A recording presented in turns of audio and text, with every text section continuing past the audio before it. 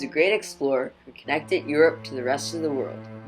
He encountered many never-before-seen civilizations. He exchanged goods with others as well as his culture. His influence can still be seen today. This man is Vasco da Gama. During the late 1400s, Portugal was constantly looking for ways to spread their trade routes and religion with the rest of the unexplored world. Vasco da Gama played a major role in making these goals come true. There were also many historical events that led up to his great voyage. For example, it all began in 1485, when Vasco da Gama joined the Order of Santiago, which was a Christian-based order of knights founded in 1160 during the peak of the Crusades. Their main purpose was to fight off and convert the Muslims, as well as protect other Christians while they made their way to the shrine of Santiago de Compostela. Later, King John II soon became the leader of the Order of Santiago. This led da Gama to work for the Portuguese government. During his reign, King John II made an agreement with the Spanish called the Treaty of Tordesillas. It stated that all the land outside of Europe was to be divided between the two countries by a meridian border west 370 leagues off the coast of the Cape Verde Islands. This treaty provided Portugal with many opportunities to expand their borders. Finally, after all these events, King Manuel, King John II's successor, decided to send Vasco da Gama on his first voyage to find a quicker sea route from Portugal to Asia, which was a long journey that was failed by countless explorers before him, such as Bartolomeu Dias. At the time, Portugal's land did not produce an abundance of natural resources, and Portugal also refused to trade with some of the Muslims who had valuable spices and cloths. The only other route to Asia was the Silk Road, which was plagued with bandits and harsh weather patterns. Along with all this, King Manuel was also searching for the mythical Prester John, a Christian leader that was thought to live somewhere in Egypt.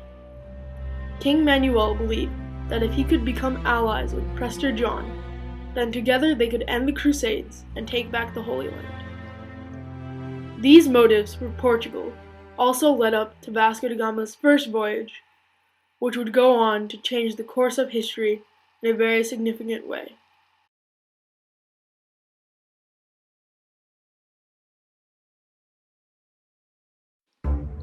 Vasco da Gama set sail from Lisbon, Portugal in July 1497. He left with 4 caravels, a type of sailing vessel used by the Portuguese. His brother, Paulo da Gama, also joined him. His fleet sailed along the previous route of Bartolomeu Dias. A major portion of his voyage consisted of rounding the Cape of Good Hope at Africa's southern region. He and his fleet made stops at Mozambique, Malindi, and Mombasa, which is now modern-day Kenya. Da Gama later managed to get Muslim navigators to help him reach the coast of Calicut. There were several purposes for da Gama's voyage. However, the main motive was to increase Portugal's wealth and create a monopoly on the current spice trades of Europe. For example, da Gama traded for a variety of rare spices, such as cinnamon and black pepper, and cloths that could not be found in Portugal. After the voyage began, the entire fleet sailed a grueling 4 months without any sight of land. However, they soon were forced to veer far off into the southern Atlantic in order to avoid unfavorable currents, and they came across a hidden bay that they named St. Helena. After surveying the area, Vasco da Gama encountered many civilizations, such as the Khoikhoi, who were later renamed by Dutch settlers as the Hottentots. While da Gama and his crew were busy repairing their ship, some of the tribe members came to investigate, and they exchanged gifts with the Portuguese. Soon, a misunderstanding arose when Vasco da Gama tried to take fresh water without the chief's permission, which resulted in the Hottentots tearing down the Padrao a large stone cross inscribed with the coat of arms of Portugal that indicated ownership of land. Vasco da Gama fled and soon rounded the Cape of Good Hope on November 22nd, being the first Portuguese explorer to do so after Bartolomeu Dias.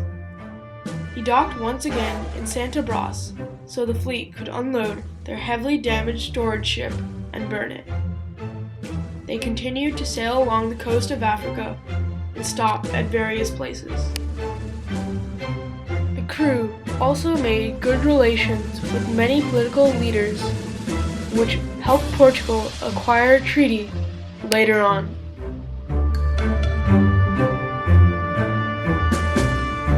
In 1498, Vasco da Gama reached his destination at the coast of Calicut in India. The local Hindu population welcomed the arrival of the Portuguese at first. This was shown in a quote. "The land, when first sighted, was at a distance of 8 leagues, and our lead reached the ocean floor. That same night we took a sail to the southwest so as to get away from the coast. On the following day, May 19th, we again approached the land, but owing to the heavy rain and a thunderstorm, which prevailed while we were sailing along the coast, our pilot was unable to identify the exact locality. On Sunday, we found ourselves close to some mountains, and when we were near enough for the pilot to recognize them, he told us that they were above Calcutta." The relationship between the Hindus in Calicut and the Portuguese explorers finally deteriorated after da Gama offered their leader, also known as Zamarin, cheap goods such as 4 cloaks of scarlet cloths, 6 hats, 4 branches of corals, a box of 7 brass vessels, a chest of sugar, 2 barrels of oil, and a cask of honey. This severely angered Zamarin. Along with this, Muslim traders set up a trap for da Gama and his crew, but they quickly found out, and in a final attempt to eradicate the Portuguese from Asian trading markets, the Muslims sent another group of attack ships. They killed about 30 of da Gama's men. Struggling to stay alive, they sailed back to Malindi and built another padrão, which can still be seen today. They also burned another ship. After more rough sailing, the group made it back to Portugal on July 10th, 1499. They were praised very highly by the king, and da Gama even earned many rewards, such as gold and the title of Admiral of the Indian Sea. His life became peaceful again.